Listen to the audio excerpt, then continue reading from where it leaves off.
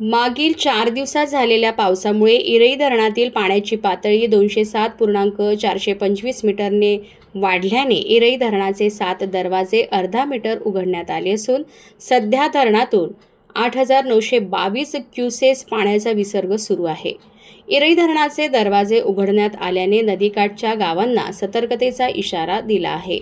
मागील काही दिवसांपासून चंद्रपूर जिल्ह्यात पावसाने दमदार हजेरी लावली आहे। अनेक तालुक्यातील नागरिकांना अतिवृष्टीचा सामना करावा लागत आहे।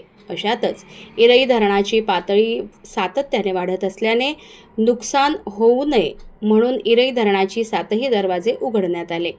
गणपतीचे विसर्जन सुरू असल्याने नागरिकांनी गणपती विसर्जन करताना विशेष काळजी घ्यावी असे आवाहन जिल्हा प्रशासनाने केले आहे।